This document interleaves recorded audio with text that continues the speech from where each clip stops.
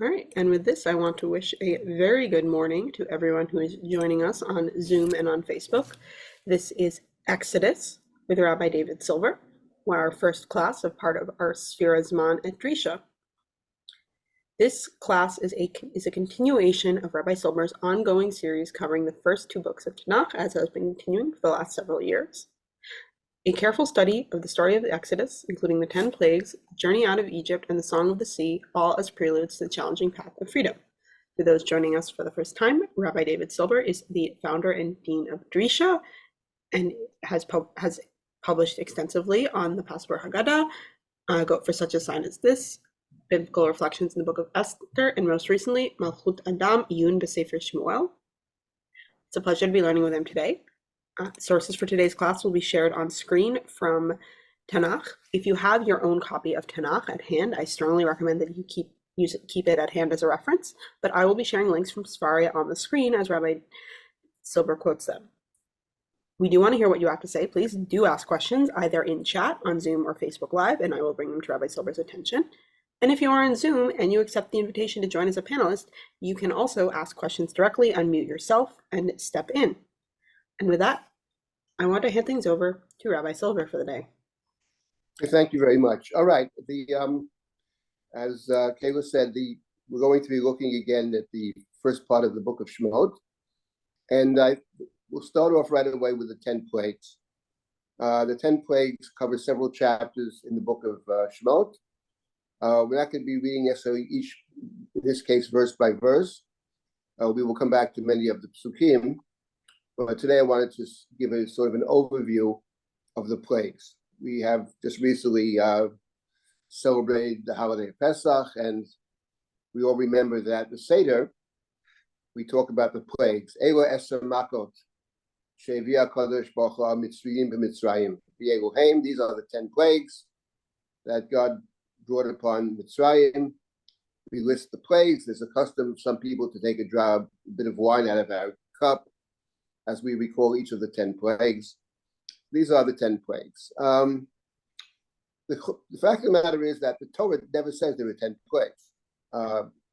So one has to look into the text and see how we got to the number 10, which is quite doable. And the Haggadah itself even hints at that. And I'll make just a brief reference now to the 10 plagues of how we arrived at the number 10. So the first thing to look at is I'm going to overall just describe it now, and we come back to these verses perhaps next week or whatever. We'll see very specifically, look at each verse specifically. But the way it's structured is that there are actually 3 sets of 3 plagues, 3 plus 3 plus 3, and then the 10th plague, Makat B'chorot, that's a separate plague. 3, 3, and 3. Now, how do we know that actually the division of 3, 3, and 3 is a very sensible division as far as the Torah is concerned? And by the way, in the Haggadah, we all remember that after we enumerate the 10 plagues, the Haggadah says, Rabbi Yehuda hayanotin b'hem simonim, tetzach adash bi'achav. Rabbi Yehuda would give us kind of a memory device, and he has the first letter of each of the plagues, Dam Tzvardei Akinim, and he arranges them into 3 sort of words, or 3 combinations. Tetzach, Adash, Biachav. One, of course, can wonder what Rabbi Yehuda actually, is it so difficult to remember the 10 plagues? Tetzach, Adash, Biachav. It's not that there are 3 words, there's 3 made-up words, or 3 combinations. But the important point of Rabbi Yehuda is he divided them into 3. 3, 3, and 4. And I'm suggesting it's actually 3, 3, 3, and 1. Now, from where do we get the 3, 3, 3, and 1? So we get that it's actually very simple. I'm hardly the first person to notice it, noticed by many. And what's interesting is that before the first plague, Moshe is instructed to confront Paro and to warn him about what's going to happen. So let's say the first plague, this warning starts in chapter 7, and God instructs Moshe. Let's find that verse. That would be Leichel Paro Babok, this is in chapter 7, verse number 15. God spoke to Moshe in verse 14. Pharaoh's heart is heavy. He refuses to send the people. Go to Paro in the morning. Leichel Paro Baboker.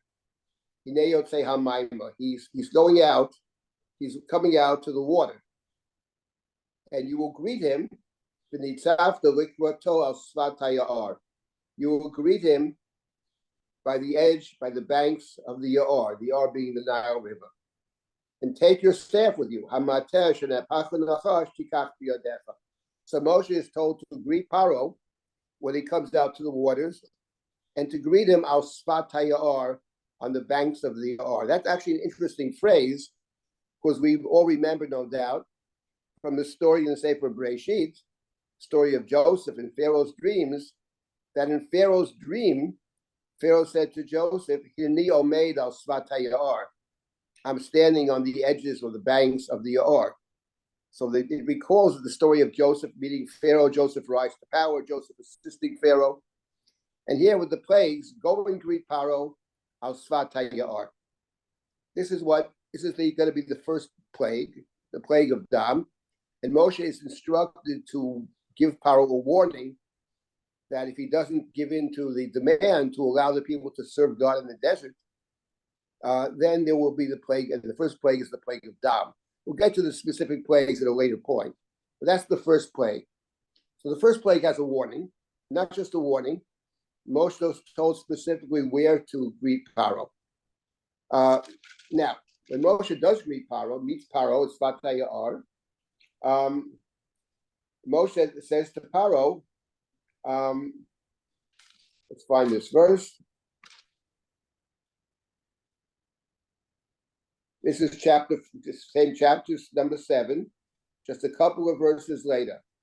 Okay, you're going to say to verse 16, you're going to say to him, the God of the Hebrews sent me to you. And he repeats the earlier request of going out to serve God in the desert. Shalachet ami v'yavduni b'midbar. You have not listened, you have not accepted. Ho amar Hashem in verse 17, B'zot teda ki ani Hashem. So Moshe says to Paro, through this you say you don't know God. Lo yadati et Hashem, Paro had said earlier. And Moshe is instructed to say to Paro, through this you will know. B'zot teda, you will know that I am Hashem. Because Paro had said, I never heard of this God. Lo yadati et Hashem. B'zot teda. In other words, there is a reason given for the plague. Through the plague, you will know that I am God. And this is the warning. So this is a warning for plague number 1. Of course, Paro doesn't heed. So Moshe is now sent to inform Paro of the second plague. And again, this is in verse number 16 verse number 16 of chapter 8. And once again, God tells Moshe to go to Paro, get up early in the morning, Hityatzei l'fnei Paro, chapter 8, verse number 16, and he goes out to the water, and say to him again, so thus says God, Ko amar Hashem, Shalach ami v'yavduni, send the people out that they may serve me. And if you don't do it, I'm sorry, that's a mistake. I'm sorry. My mistake. I turned to the wrong page. Wrong page. The correct, that's the fourth plague, wrong. We're still in chapter 7. Chapter 7, Moshe is told again, Go el Paro, that's in verse number 26, send my people out. And if you don't do it, this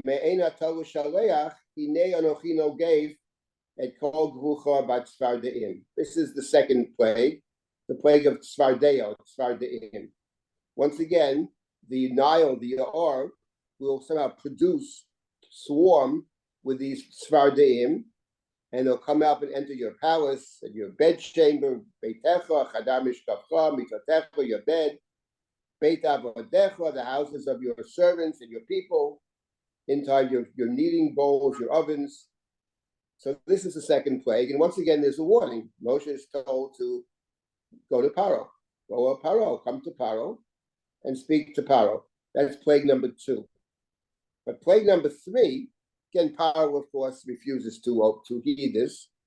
And in plague number 3, which appears in chapter 8, verse number 12, Devayomer Hashem el Moshe, Emor el Aaron, Niteyet matcha v'hachet afar haaretz, v'yoli kinim v'chol eretz Mitzrayim. Hold out your rod and strike the dust. It will turn to lice throughout the land of Egypt. So we have the plague of kinim. Now we notice immediately that the plague of kinim has no warning. The first 2 plagues, there's a warning, specifically meet him by the Nile, then he goes, then meet him again, go to him by the water, and plague number 3, there is no warning. Okay, so those are the first 3 plagues. The first 2 have a warning, and the third plague has no warning whatsoever. 1, 2, 3, and again, of course, Paro doesn't listen. Fine. Now we come to plague number 4. Plague number 4, that's in verse number 16 of chapter 8. Chapter 8, verse 16, as we move forward. And once again, Hashem says to Moshe, get up in the morning. He's going out to the water. You are to meet him, confront him at the water. In chapter 8, verse number 16. And once again, the same thing. And if you don't listen, there's going to be a new plague. This plague is called Orov. Orov means a mixture. A mixture. It's not clear a mixture of what. Leave that for now. And if you don't listen, the houses of Egypt will be filled with this Orov, and the land upon which they dwell. And then God adds, Moshe will add at God's instruction, that at that time I will discriminate, I will discriminate at that time at Eretz Goshen, Asher Ami Omed Oleha, Levilti Heyot Sham Orov. There will be no Orov, no swarms, whether it's insects or animals. There'll be no such swarms in the land of Goshen, where the Israelites live. Why? Luman Teda Ki Ani Hashem B'Kerev Haaretz, in order that you know that I am God in the midst of the land. In other words, now we have a new reason for the plagues. The first reason given before plague number 1 is that you know that I am God. You never heard of me before. Now you will know me. That's before the first plague. Now the warning before the 4th plague, or the reason given before plague number 4, is you will know Ki Ani Hashem B'Kerev Haaretz. I just, not simply that I exist, but I exist within your land. And evidence of that will be that the plague will affect only the Egyptians. It won't affect the Hebrews. It's not clear whether the first 3 plagues affected the Israelites as well. It's possible. Some commentaries think so, but here it's explicit.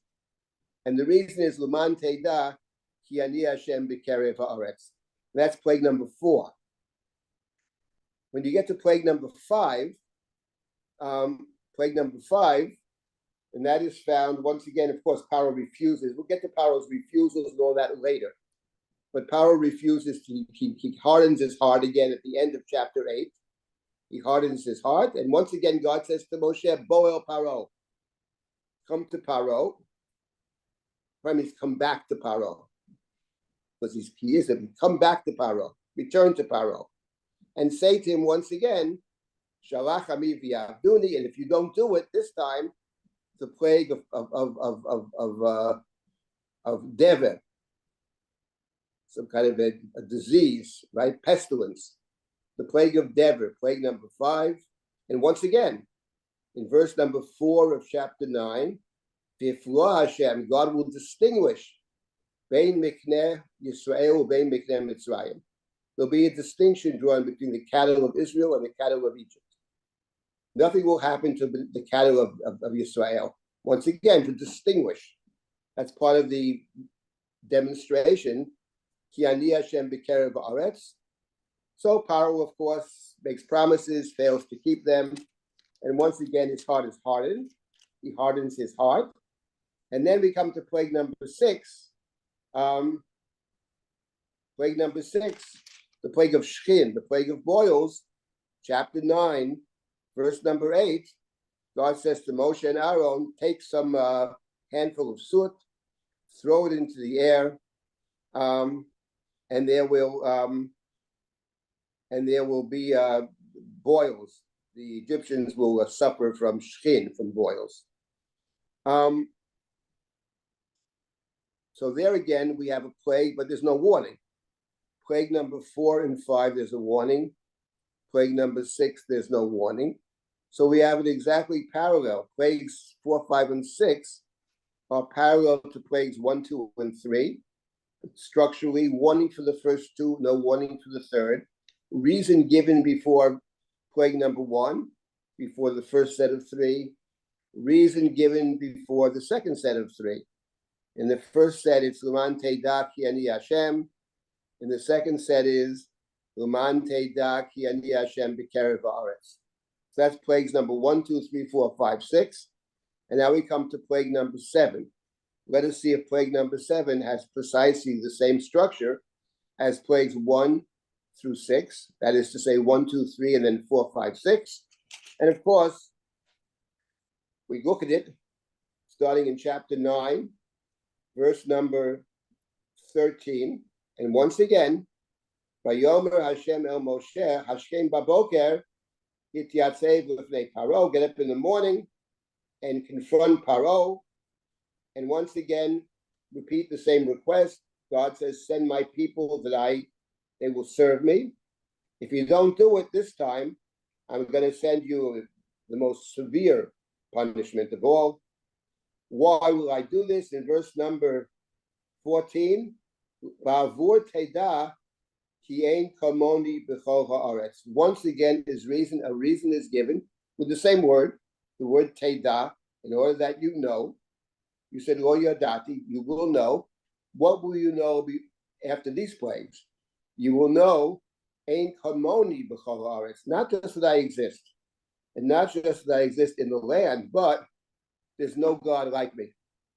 Ein kamoni b'chol ha'aretz. So, as we read in the Song of the Sea, Shirat Hayam, and we say in our prayers, Mi chamocha ba'elim Hashem, mi kamocha nedar b'kodesh.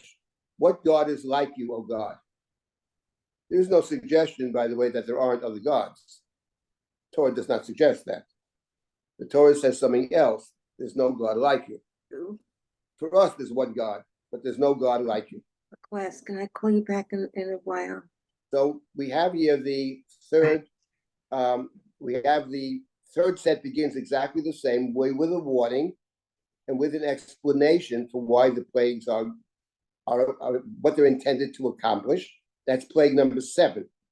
Okay, and now we get to plague number 8. Plague number 7 we'll deal with separately. That's a very, very significant plague, the most significant one. Clearly, we'll get back to that. When you get to plague number 8, once again, Moshe is instructed to go to Paro, go el Paro, and tell Paro that if you don't listen, there's going to be more trouble. And this is found in chapter number 10 in the Parsha of Bo. And Moshe goes to Paro and warns him once again.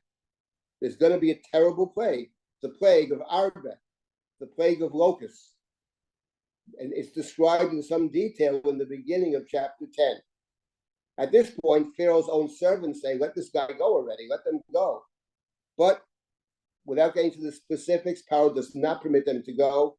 And we have the plague of Arba, the plague of locusts, which is found in chapter 10.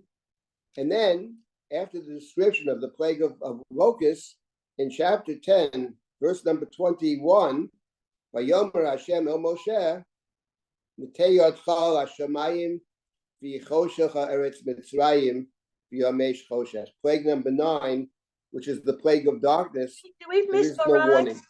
Excuse me, did we skip Barad? No, Barad is plague number 7. We did not skip it. Plague number 7, which I said is the most important plague of all. And we'll come back to the details. But before plague number 7, there's a warning, and not just a warning. Moshe said there in plague number 7, in Ba'avur Te'dah, chapter number 9, verse number 14. Ba'avur Te'dah ki ein kamoni b'chol haaretz. You will know there's no God like me. That's plague number 7. So 7 is, again, a warning and a reason. Ein kamoni, Plague number 8, there's a warning. Plague number 9, there's no warning. So now we have 3 sets of 3. And it is fairly obvious, I think, to all of us. It's obvious that these 3 sets of 3 are 3 parallel sets. So we have 3, 3, 3. Of course, the 10th plague will be Makat Bechorot, is plague number 10. So our tradition that there are 10 plagues, let's begin with this, is very well founded in the Chumash. And actually, the fact that they're parallel to each other invites us further to look very carefully at the relationship between the first set of 3, the second set of 3, and the third set of 3, which we will do, but not at this moment. This morning, I wanted to just get to the idea of 10 plagues. So 3, 3, 3, and 1. Okay. The relationship of the 10th plague to the others, that we'll deal with separately. Now, it is true, and we probably remember from our Seder, that at the Seder, we quote a Midrash Tanaim, a dispute among 3 Tanaim, about exactly how many plagues there were in Egypt and how many plagues there were at the sea. That according to one view, there were 10 plagues in Egypt, but at the sea, there were 50. This is a Midrash because the magician said when Aaron appeared before them, Etzba Elo, it's a finger of God. And at the sea, it says they saw the hand of God. They saw Yad Hashem. So the one view in the Midrash that's often recited at the Seder is, well, in Egypt there were 10 plagues, but at the sea there must have been 50 plagues, 5 times as many plagues.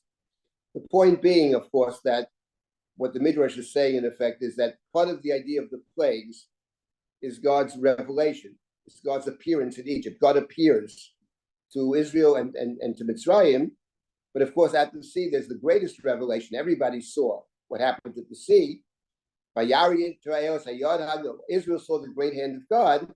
So the Medrash says, well, if the revelation in Egypt takes place through plagues, and at the sea there's a greater revelation, so it's maybe 5 times as much, playing off the idea of the finger of God and the hand of God. Rabbi Akiva and Rabbi Eliezer, though, in that particular Midrash, multiplied the miracles that took place within Mitzrayim itself. That every plague in Egypt was either a 4-fold or a 5-fold plague. Now, I'm not going to get into the very detailed specifics of that disagreement, but the point is, what the Medrash is claiming, I think, perhaps is, well, the Torah never said 10 plagues. The Torah talked about multiplying the miracles. It is certainly the case that when you read the Chumash, one can come to the conclusion that there were certainly 10 plagues or 10 primary plagues. Maybe there were other revelations that took place in Egypt, great revelations, which the Torah doesn't spell out. And the Midrash picks up on that. Exactly how many, there's a game. Is it 50?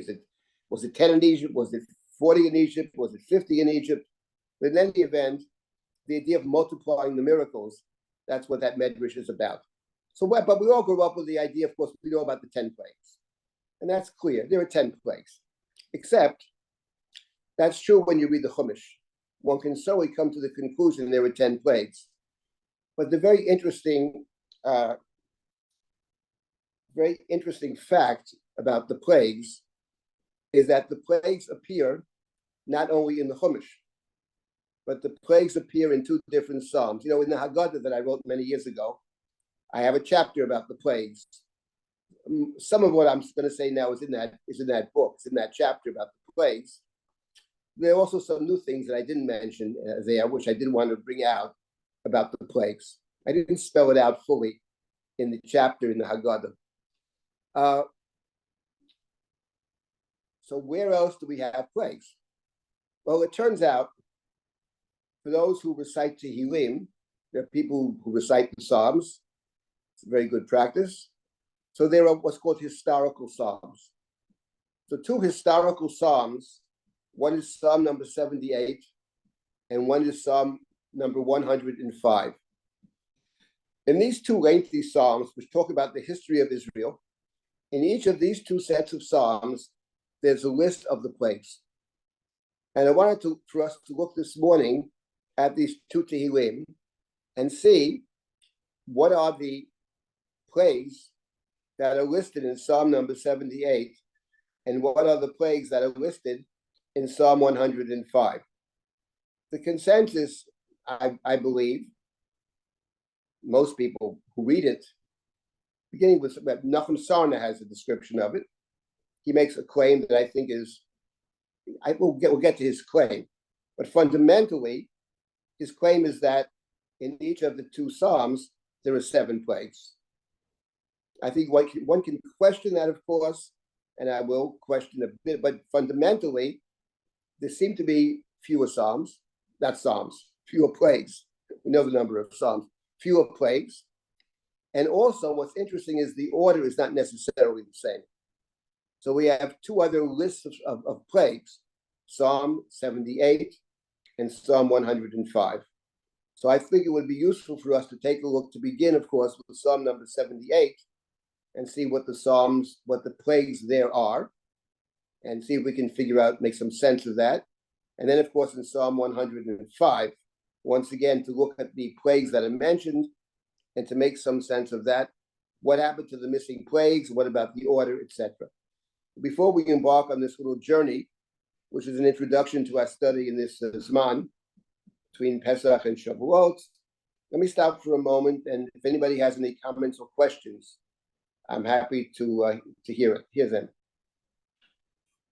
You're also welcome to ask in chat if you are currently an attendee or if you are here on Facebook.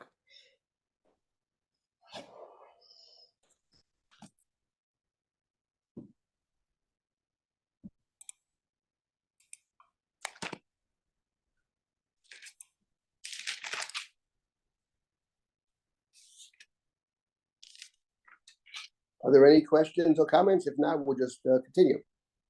All right. None. Okay. Everybody should feel welcome to speak up, though. Okay. Let us begin then with Psalm number 78. It's always good to say Tehillim. You never can hurt, you know what I mean? So here we go. Psalm number 78. Psalm 78 is one of the Asaph Psalms. Asaph was one of the chief poets of David, is mentioned in Divrei Hayamim. And his Psalms in general are very powerful. This is the Asaph Psalms. I forget the precise number, 10 or 11 such Psalms, maybe 12, something like that. And many appear in this section of Tehillim. So it begins, it's basically kind of historical psalm. It talks about the history of the Jewish people. And it begins, Hazina, we're not reading the whole, it's a very long psalm, but we'll get to the main points very shortly. Hazina ami Torati, hatu oznechem in repi. The psalmist asked the people to listen to what I have to say to my Torah, to my teaching, and I'm going to expound a theme. I will hold forth on the lessons of the past, right? Those things, says the psalmist in verse number 3, that we have learned from our ancestors. We have a tradition. Avotenu sipru lanu. It's very important to connect to our past and to our traditions. Very, very important. And not to hide things, right? And not only that, but to pass on these traditions to the next generation. That's very, very important. We have in fact been instructed to do so in verse number 5. Vayochem edut b'Yaakov b'Torah sam b'Yisrael asher tzivat avotenu lahodi'am livneihem. We've been commanded to pass on the traditions to the next generation, and they should pass it on to their children as well. Okay. Now it begins. The psalm begins. Most of the psalm is a discussion of the failure of Israel to keep the covenant. That's what the psalm is a critique of Israel. In verse number 10, for example, Lo shamru brit Elohim u'v'torato me'anu la'lechet v'yishkuchu alilotav v'niflotav asher ha'am. The people forgot what God had done for them in the past. The forgetting is for the Tanakh in general, for our tradition in general, is highly problematic. It's not just an intellectual failure. It's a moral failure. To forget the past, to understand where you come from. That's very important. And it begins, interestingly enough, it's not in historical order. It's not in historical sequence, because the psalmist first talks about crossing the sea. That's in verse number 13. That God had performed miracles against Egypt. But the psalmist picks up in verse number 13 with crossing the sea. And God guiding us through the desert in verse number 14. God leads us in the desert with the anan and the fire and the cloud. And God gives us drink from the deep. God gets water out of the rock. But the people, nonetheless, in verse 17, continue to sin. But again, despite this, God's care for us, we sin against God. We defy God in the desert. And we test God, and we speak against God. We say, God gives us water, and God give us bread. God was angry. God was very angry. They have failed to lack of faith in verse 22. And God opened the doors of heaven in verse 23, and God rained down man for food. Gave us man to eat. Heavenly grain, describes the man here in some detail very famously. And then not only that, God also rained meat on them. It's the story of the slav. That's in verse number 27.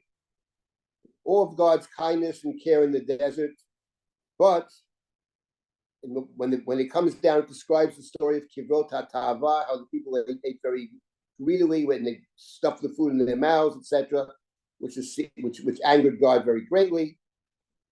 Verse number 32, we continue to sin, b'chozod chatuot.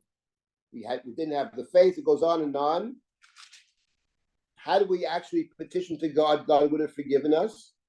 God would have recognized our frailty and our mortality and our humanity.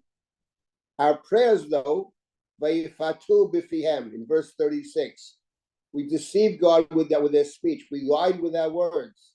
Our heart was not full with God.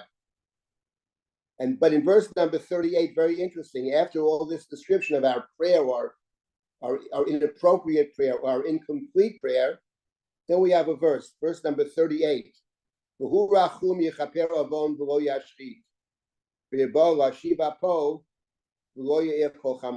Nonetheless, the merciful God did not restrain God's wrath time and time again, did not give full vent to God's fury. By Yiskar Kibos, God remembered who we are. We are flesh. Ruach Halech v'lo yashuv. Now the psalmist continues with the desert. Right? Continues. Nonetheless, we continue to test God. We continue to test God. And now, in verse number 42, we move to the second part of the psalm. This part directly is relevant to us.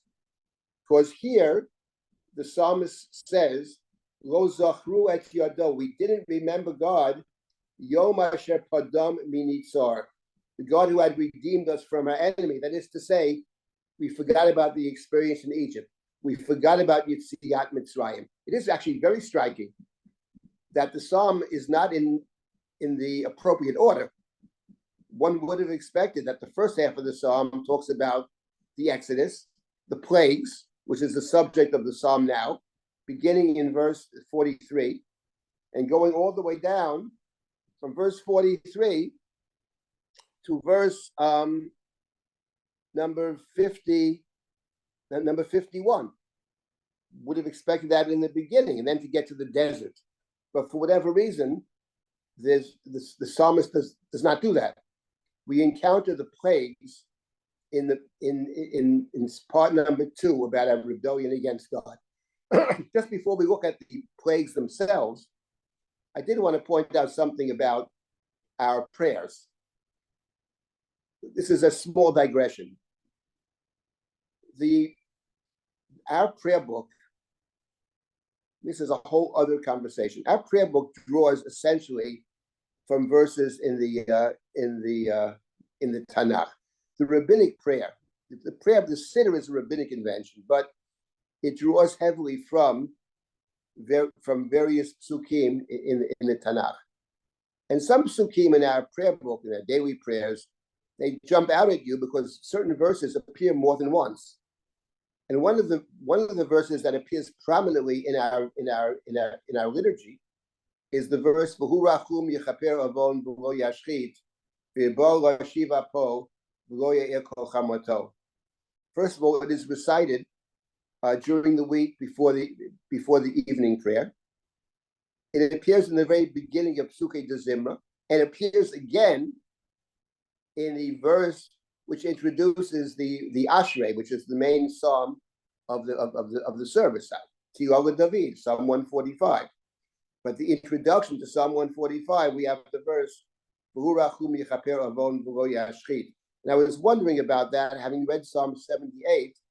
It strikes me that V'hu rachum yechaper avon v'lo yashchit is placed right after we are told that Israel has forsaken the covenant and their prayers are quite insufficient because in their hearts they still harbor doubt.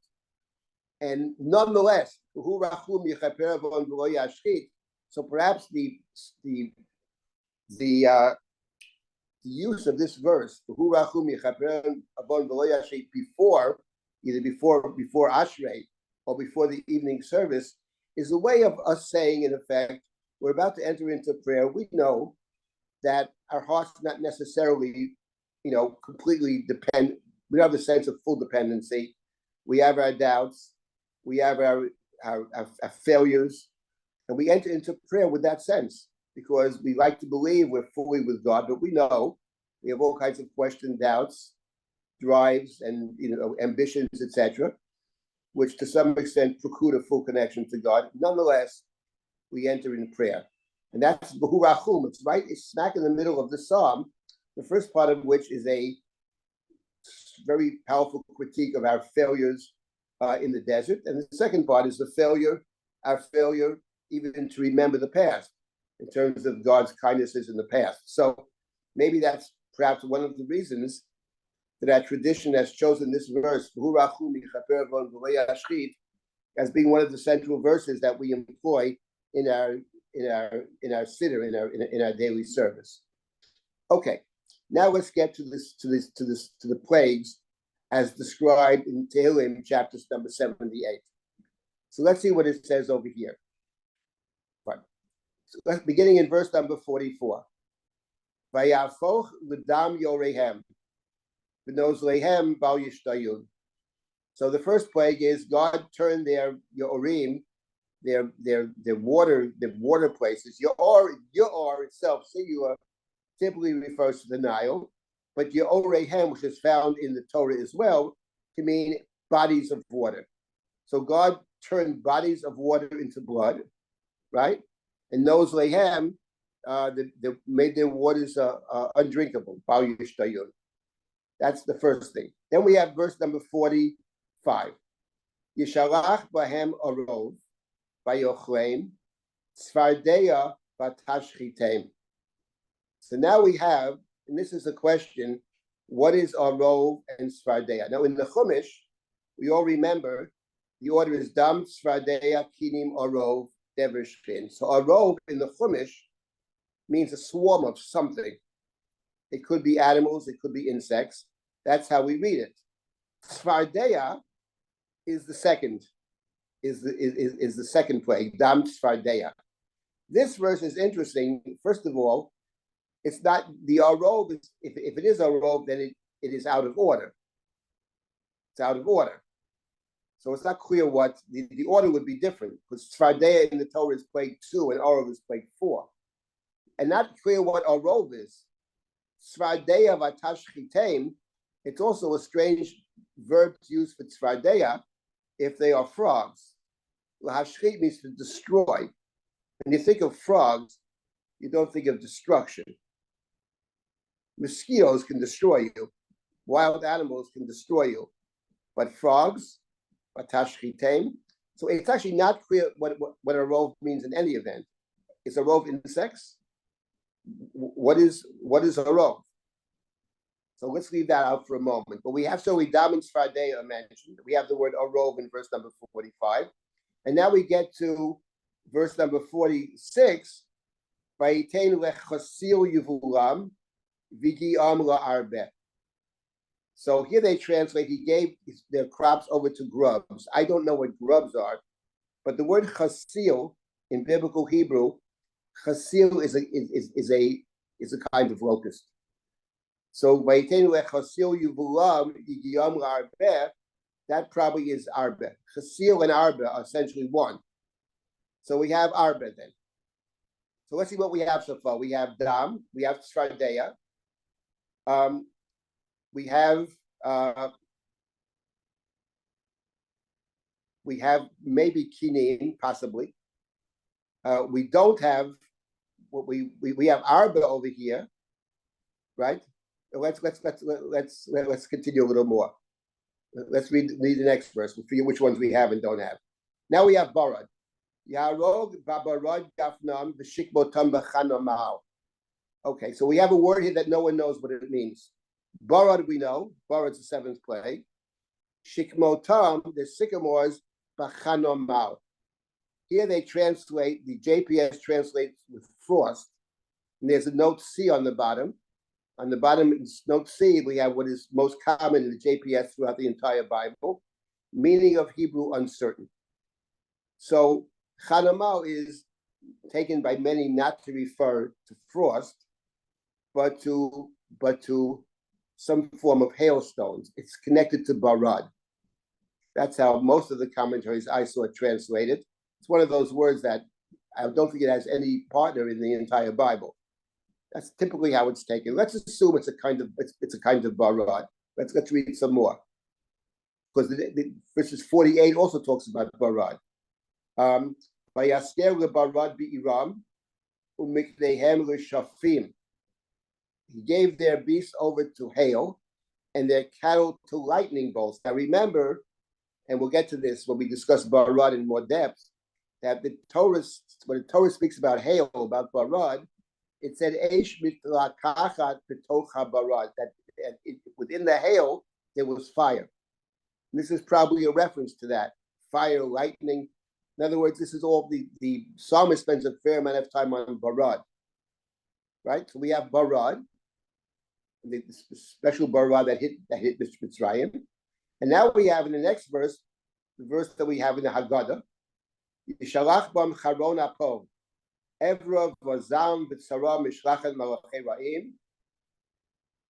We have probably is not a description of any particular plague, but that the plagues themselves represent the plagues were a display of God's severe anger. Charon Af and Evra and Zam and Sarah, that they are collectively, these plagues are collectively to be understood as coming from God and conveying to the reader, to us, a sense of God's deep anger. That's the simple meaning of the text. Okay, the Medrash and Haggadah has the whole drasha on this verse, but let's leave the drasha part. Now let's continue. So there's no specific plague there, and now we have Yifales Netiv Liapo Chasak B'Mavet Nafsham B'Chayatam Ladever Hiskir. We have over here that these God cleared a path for God's anger, and now God did not stop short of slaying them. And now we have two more plagues. Chayatam ladever hiskir. He destroyed their cattle with dever, with pestilence, which is plague number 5. And vayachkol b'char b'Mitzrayim, and God slew the firstborn of Egypt, which is plague number 10. So right away we see that some plagues are simply missing over here. Which plagues are missing? Which plagues are missing? So the simplest reading of it, I think, is that the plagues that are missing, let's see, if we assume that Orov is actually Orov, which is a strong argument one could make. So we have Dam, we have Tzvardeya, we have Orov, we have Dever out of place, we have Barad, we have Arbe, and we have Makat Bechorot. So 3 of the 10, we have 7 plagues. 3 are missing. Which three are missing? Kinim is missing, Shchin is missing, and Choshech is missing. Those three are missing. Plagues number 3, plague number 6, and plague number 9 are missing. Now, if we go back to our initial look at survey of the 10 plagues, we noticed that 3, 6, and 9 have something in common. Not just that they are the last plague of each of the 3 triples, but they're also plagues that have no warning. That is to say, one can see the plague 3, 6, and 9 as actually a punishment for Paro's refusal to heed the word of God and the warning that was given before plague number 1 and plague number 2. So it sounds like the psalmist has simply left out those 3 plagues to which in the Torah there is no particular warning. But as it is, one thing is pretty clear, that we have here 7 plagues. I didn't want to make, and that I wrote in my Haggadah, and others have mentioned that as well. I think Sarna has it. I think that's pretty clear. I did want to point out something else, though, that is interesting about the list of plagues in Psalm number 78. And that is, when it comes to the order of the plagues, one thing that's very striking is that at the end of the plague number 6 and 7, plague number 6 in this list is Dever. Plague number 7 is Makat B'chorot. So in other words, the point is, one way to understand it, in other words, if one sees the plagues, the 7, as culminating in the great plague, then the psalmist has moved Dever from plague number 5 to the next to last plague, the penultimate plague in the list. And the fact of the matter is that Rabbi Silber? There's Rabbi Silber. There's just a question in chat from Sandra. Just one second. Hold the question for 1 second. I'll get to the question in 1 second. The point is that the plague of Dever, okay, is a very serious plague in the sense that it's the plague which is clearly says Dever is something that is a plague that people or animals die from. And we remember that when Moshe first went to Paro, in the very beginning, we all remember this, no doubt, that Moshe went to Paro and requested permission to leave the land for a 3-day journey to serve God in the desert. And Moshe said to Paro, the God of the Hebrews has spoken to us, and the God of Hebrews wants us to come and serve God. Pen yifkaenu ba'dever o ba'cherev, lest God smite us with dever or cherev. So dever, and it's a warning. Moshe says smite us, but us could mean me plus you, or me, or it could mean you. It doesn't want to say to Paro, you're going to die. So he says us, but the message is clear. The refusal to obey God will result in death with dever and cherev. In other words, the point is that dever is the 5th plague, and cherev, the sword, which doesn't mean sword but means death, is actually the 10th plague, and that the psalmist has combined these 2 plagues. But when you first read it in the Chumash, actually, you could say Dever represents the culminating plague of the first 5, and Cherev, Makat B'chorot, is the culminating plague of the last 5. But the psalmist, understanding that Dever and Cherev are deeply connected, has combined them at the end. So this is the ultimate plague is the taking of life, animal life, and also human life. So it's interesting how the psalmist has rearranged the order in order to place Dever together with Cherev. Yes, what is Sandra's question? Hi, Rabbi Silber. I'm traveling in a car, so you don't see me. But Go ahead. how about in verse 50? Because you had said he doesn't mention, the psalmist doesn't mention Choshech, but because it's a poem and because there are little allusions, how about Velo Shacho? That's a good point, actually. Maybe that could be. That is possible. So it's Chotzach is a play on the word Choshech. That is certainly a possibility. Yeah, so that's what I thought. In my mind as well. It's a good. Thank you for mentioning that. I had that same thought. That at least there's a kind of illusion, if not explicit. That's right. It's a very good point. I'll come back to your point when we get to Psalm 105. But thank you for that insight. That's a good insight. Right after that, and right. right? Because Choshech in the Torah is So actually it's the an ninth plague. allusion to Choshech. Right. That's certainly possible. I Right. agree with that. Actually, And so, good point. and then Rabbi, thank you. And then Rabbi, in that same phrase, doesn't, I don't have it in front of me right now, but doesn't it also say, and slaying them? And so what it seems the psalmist has is numbers 9 and 10, or the traditional, what we call numbers 9 and Choshech HaMakapa Kol Road, in the same verse in 50, even if he isn't saying it outright, he's poetically alluding to them. Right. So in other words, the question is the end of verse number 50, B'chayatam, he gave them over to pestilence. I was assuming like Dever. There mentioned as Dever, actually. The truth is that the 10th plague of Makat B'chorot, the Torah says, also affected the animals. It didn't only affect the people. It affects the animals and the people. Okay. So Dever here could refer to the 10th plague, but Dever is singled out as one of the plagues, one of the critical plagues. And as Moshe said, lest God slay us or injure us with Dever or Cherev. I'll come back to Choshech later on. I think that's a very important point. This is Psalm 78. This is Psalm 78. I wanted to look now at Psalm 105, which is another great historical psalm. And Psalm 105 is very, very interesting in terms of the number of plagues. Psalm 105 is once again an interesting psalm in the sense that many of us are certainly familiar with parts of Psalm 105, because the first 15 verses of Psalm 105 appear in our prayer book for every single day of the week. In fact, every single day of the year. It's what is typically called Hodu. Now, Hodu, there's a difference between the Ashkenazim and the Sephardim.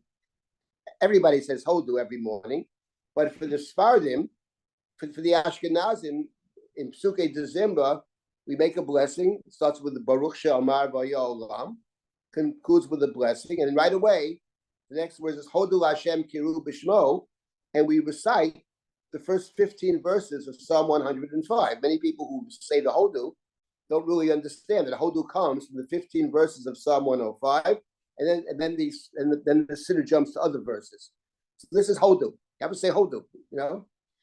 In many circles that start with Hodu, actually, we're gonna so start with Hodu, you know. So say Hodu. Hodu is a word for Psukei Dezimra, actually.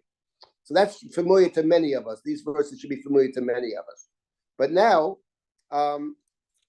in verse number 16, which we don't say in the prayer book, it talks about the history, and it begins with the Jewish people going down to Egypt.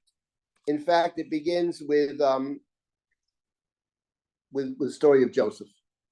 Story of Joseph in verse number 16, verse 17. We Eved Nimkar Yosef, how Joseph is sent down to Egypt, and Joseph is in trouble in Egypt, and the king removes him from jail, and he gives him a position of prominence. Israel goes down to Egypt in verse number 23.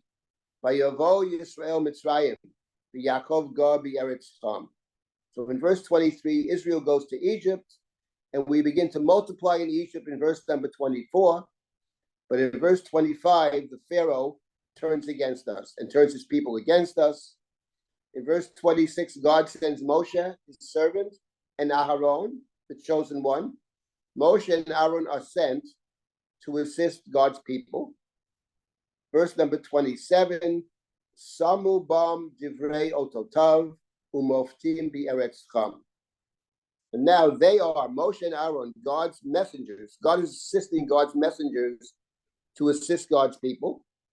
And they will perform signs and wonders against the land of Cham. And now we begin with a list of the plagues. And the list is very interesting. It's not clear how many plagues we have here. I made a suggestion, and I think I'll stick to my suggestion, but let's see how it starts. Verse number 28. Sholach choshach vayachshoch lo maru et dvaro. Very difficult phrase. The first thing the psalmist says is, God said darkness. It was very dark. Here the JPS says, V'omaru et devaro,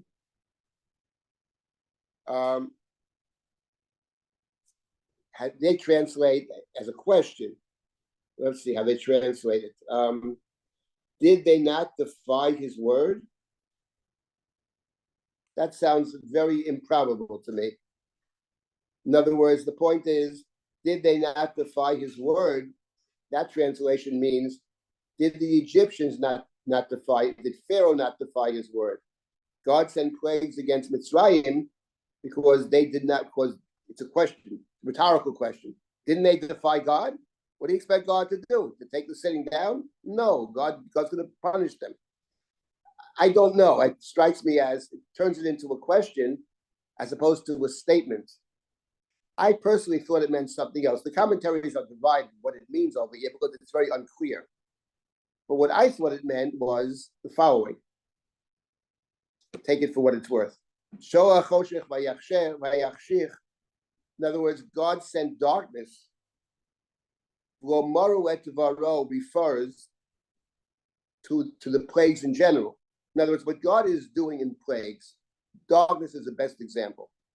Darkness in the middle of the day. How's that possible? So the psalmist imagines that the sun goes out every morning and illuminates the world.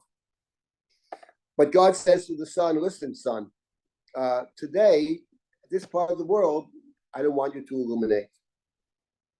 The sun has a regular routine, gets up in the morning and goes to sleep at night. But God said to the sun, no, I don't want you to do that. And they, not just the sun, but all the plagues. The plagues are miracles are, nature is not conforming to nature. And they obeyed God's word. It's a description of miracles, right? There's water in the ark, there's not blood. Water doesn't turn into blood. God said to the water, you turn into blood. That's what I believe the text is, of all the interpretations that I have seen.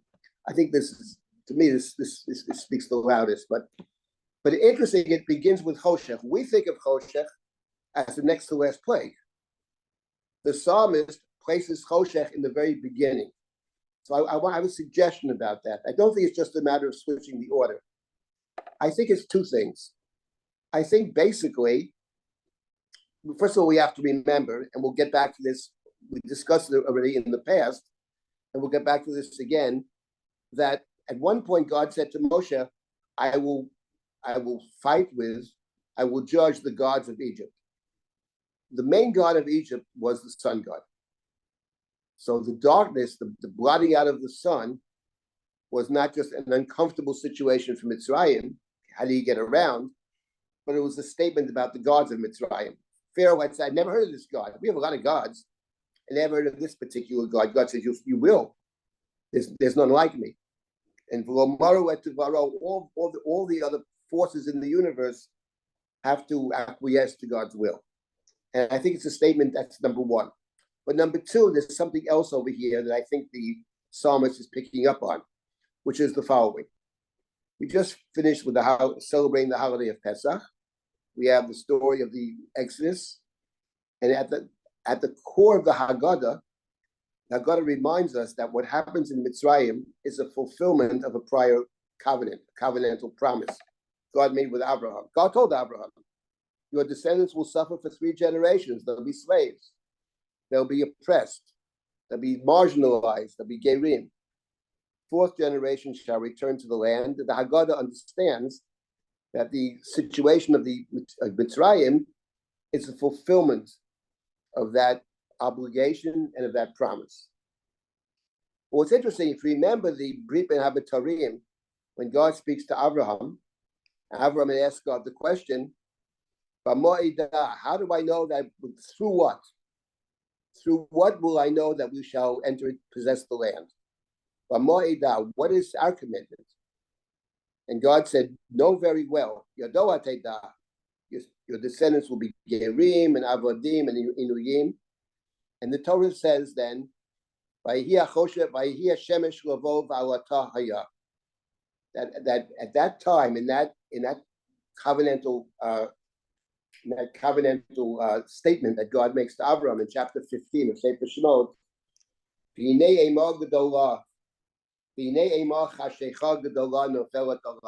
That before God told Abraham about this enormous commitment, a deep dread, and a deep darkness fell upon him. And the fact of the matter is that if one sees Mitzrayim as the fulfillment of the covenant, where Israel are slaves, and they are strangers, and they are oppressed, inui, avdud, and gerut, that in the covenantal promise made to Abraham, Torah said straight up, a deep darkness fell upon Abraham. A deep, deep darkness and a deep dread. And that perhaps is what the psalmist picks up on, and what the Chumash picks up on in the plague of Choshech. Mitzrayim is a place of darkness. What's happening at the moment of the last plague is that somehow it's moved, it's switched around. That Israel has light. The Egyptians are dwelling in darkness, and we'll see that later on. And the Torah says there, but for the Israelites, there is light. And moving from darkness to light is part and parcel of the creation of the Jewish people, creation of the world. The world is dark. And God said, let there be light, and there was light. The book of Genesis may be about the creation of the world, but the book of Exodus is about the creation of the Jewish people. My point here is that Choshech, the mentioning of Choshech in the beginning of the list of the plagues, is not the specific plague of Choshech only. It's more of a general statement that what the plagues are about actually is moving from light to darkness for Mitzrayim, and conversely, from the Israelites, it's moving from the darkness of Egypt and beginning to see the light. Okay, so that's Choshech is mentioned at the outset. And now let's see what other plagues are mentioned over here in Psalm 105 and what is not mentioned. So let's see.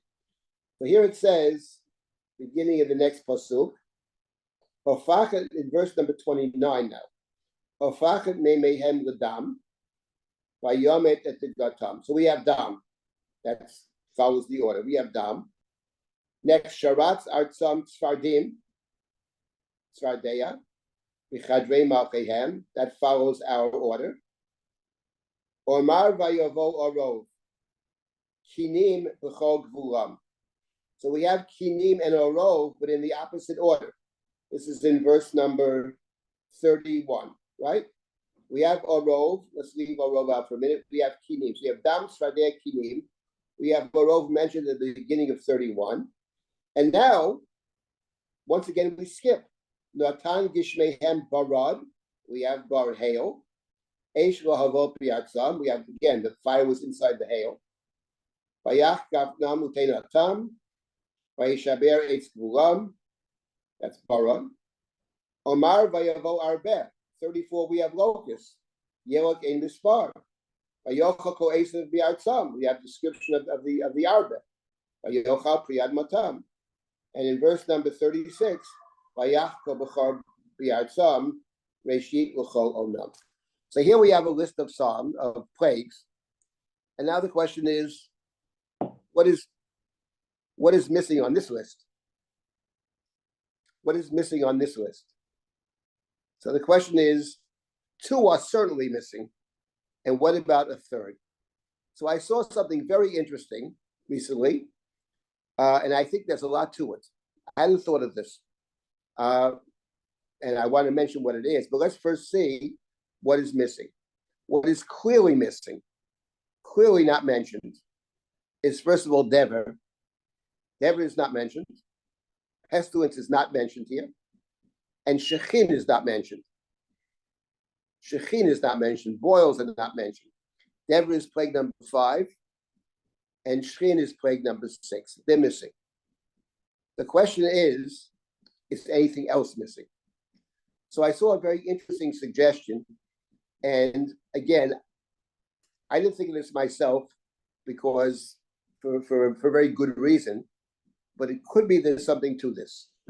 Because we go back to the verse, we have Dam, we have Tzvardeya, and then we have the the verse in verse number 31. Omar vayavo arov kinim b'chol gvulam. I assume that arov, which is plague number 4, and kinim, plague number 3, are both mentioned. The suggestion that I saw is that for this particular Tehillah, for this psalm, that arov, which simply means a mixture, here they translate swarms of insects, swarms that take you as swarms of insects. But the suggestion that I saw, arov simply means swarms, and perhaps the arov over here is not the plague of arov in the Torah, but rather for this psalm, it's actually kinim. God commanded that swarms come, lice, and all of the lice throughout the land. Now, if this is true, if arov is not the arov of the Chumash, which is plague number 4, but rather it's a description of kinim, that they came in swarms, which means you have dam, svardeya, and kinim in order, then what is actually missing is arov, the arov of the Chumash, which is swarms of something else, insects or animals. And of course, dever is missing, and then shchin is missing. So what's missing then, if this is correct, I say if, but it's interesting. I'll tell you. I'm going to tell over what this person suggested. What's missing are plague 4, 5, and 6. Arov of the Chumash is plague 4. Dever is plague number 5. Shechin is plague number 6. Now, if we assume this to be the case, I didn't because the word Arov I connected to our Arov. But if this person is correct, then we're missing. We have Choshech at the beginning, then we have plague 1, 2, 3, and we have plague 7, 8, 9, 7 and 8 and 10.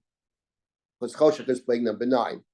So we have again 7. If this is correct, then we have 7 plagues. Again, 7 and not 10. According to my count, we have 8 and not 10. We have Choshech as a general statement plus 7. But this other position is that Arov is basically Kinim over here. Now the question is, why would that be the case? Why would the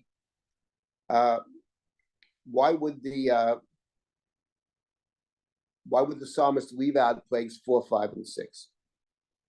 I'm not convinced it's true, but I want to tell over what this person said. The person I saw who wrote this was a rabbi named Tamir Granot,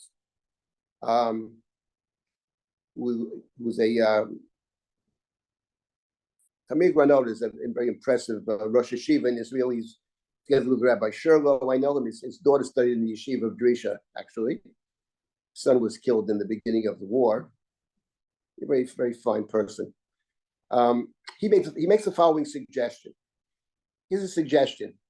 I'm just going to tell over what he says. I'm not sure. He says the following. The Psalm number 105, what we just read, it talks about how God decided to help God's people. Shalach Moshe Avdo Aaron Asher B'charbo. So God sent Moshe and Aaron, right? God is sending Moshe and Aaron to carry out God's will. Okay, that's what God is going to do. And now we have a description of the plagues. He noticed the following thing. He noticed that in plagues 1 and 2 and 3 for that matter, and in plagues 7, 8, and 9, he notices that, let's say, plague 1 and 2, Moshe, which is Dam and Sradeya, Moshe is told to take his mateh. And Moshe uses the mateh, and then the plagues come.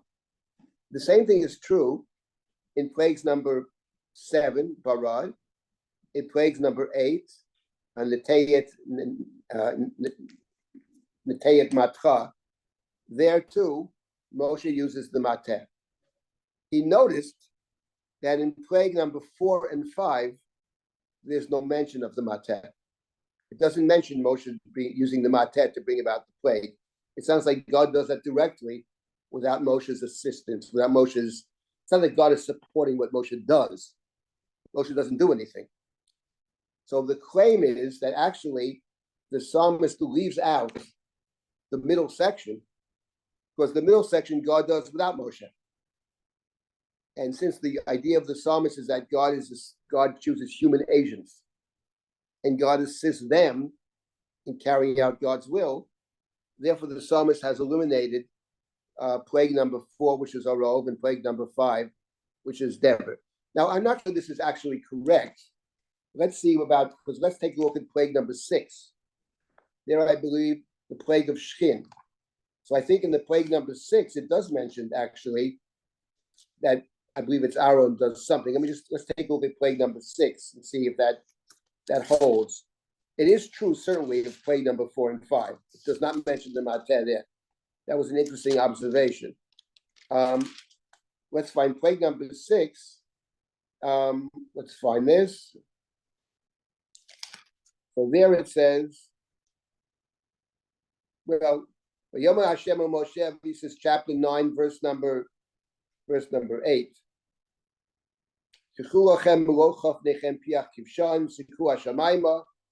Okay, they're to throw. They don't use the mateh.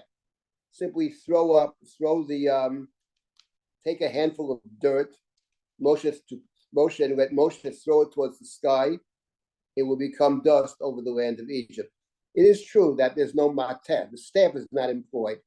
Moshe doesn't act, however, so one can raise the question. I don't know if it's true or not, but I thought it was a very interesting observation. But in any event, I have no better explanation as to why Shechin and Dever are not mentioned. I don't know, but in any event, I believe that if according to my calculation, there are 8 plagues. This Choshech, which I think is a statement in general about all the plagues. Just as earlier we saw Yishalach Bam Charona Po Evra Vazam V'Tzara, that's not a particular plague. That's a statement about the plagues in general. They represent God's anger. They're the product of God's anger. And over here, we have Choshech, which I think represents all the plagues. The idea of darkening, the idea of the darkness of Mitzrayim, some of the darkness of Mitzrayim, which the Israelites have suffered from, now become transformed. Now the Choshech becomes their problem, and we dwell in the light. Then we have actually 7 plus 1. We have 1 Choshech, which represents all, plus 7. But coming back to the main point of this exercise that we have this morning, in terms of the number of plagues, what is striking, however one understands it, is that we seem to have 2 different, very different descriptions of the plagues in our book of Tehillim. In each case, fundamentally, it strikes me, there were 7 and not 10. I want to make one other point. I'll stop and take any comments or questions. And that is, of course, we know in our tradition, the number 7 is an interesting number. That's for sure. But I want to make a different point that maybe next week we'll focus on this, which is that there are 10 plagues.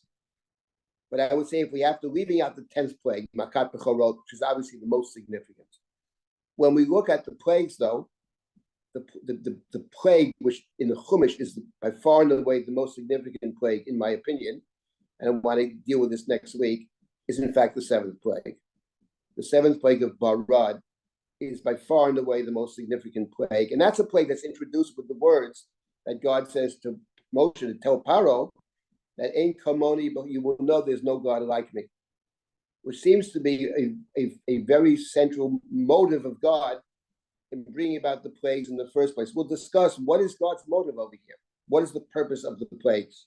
The word that appeared in each of the sets of 3 as an introductory word is Leman Teda. Leman Teda, you will know. But somehow the knowledge of Mitzrayim and the knowledge of Israel seems to be a central theme within the story of the 10 plagues. So we'll stop at this point. There's a couple of minutes for any comments or questions. If anybody has comments or questions, please speak up. I see that, Deborah Sondheim, you've had your hand raised for a few minutes. So, Speak. I was just thinking that the Midrash always says that during Makat Bechorot, those that weren't worthy died. And I thought that tied in with you saying that the Choshech connects with the Brit Bein Habtarim, that it has significance beyond just it choshech itself, the physical element of darkness. That if we say that it traces back to the chashecha and the dread, that those that could not connect themselves and see themselves connected to Brit Bein Haptarim, to that connection of the to Abraham, could not see themselves as being part of that chain, then they just don't get it and they don't leave, and therefore they wouldn't be worthy of leaving. Right, it's certainly true, and we have to remember that when the Torah speaks about God beginning to act, the Torah says explicitly, "Vayiskar Elohim et brito et Abraham et Yitzchak v'et Yaakov," as if to say, and we'll talk about this as well, Israel on ourselves, without the covenantal promises, are not necessarily worthy of leaving in the first place. I mean, let's remember, we were thrown out of Egypt. We could not tarry. And the fact of the matter is, had we been able to tarry, maybe we'd still be there. So the fact of the matter is that it's only through the promise and the covenantal promise to Abraham that we leave in the first place. To those that don't connect, really, there's no justification for taking them out. Right. So that's an important point. We'll come back to some of these points. I did want to focus on this plague of Barad first, and then we'll come back to a more general discussion of what the whole purpose of the plagues is in the first place, and then we'll have to go to some of the psukim. And I wanted to complete this theme of the plague. It'll take us at least 2 more weeks, and then we'll move on to the actual Exodus. And so we'll see how much we can cover. But again, it's Barad is also the longest one. It's much bigger than all the other ones. There's a reason. There's the longest description. It's the most significant plague. It's also the 7th plague. I put this number 7 is significant even within the 10 plagues of the 7th, but we'll get to all this next time. Anyway, welcome back, everyone. People can still join, those who have not, for whatever reason, joined yet. I hope more people will join us. But in any event, it's a pleasure learning with you as usual. Looking forward. Thank you. Thank you, everyone. Thank you, everyone who brought up comments in chat, who asked questions, who came. I look forward to seeing you next week. And I just want to highlight a few more classes. Sfira Zman is starting this week with classes from Sunday to Thursday mornings, afternoons, and evenings. Highlights include Lessons and Legacies in Masechet Avot, Tuesdays 9 a.m. Eastern with Rabbi Yonatan Cohn.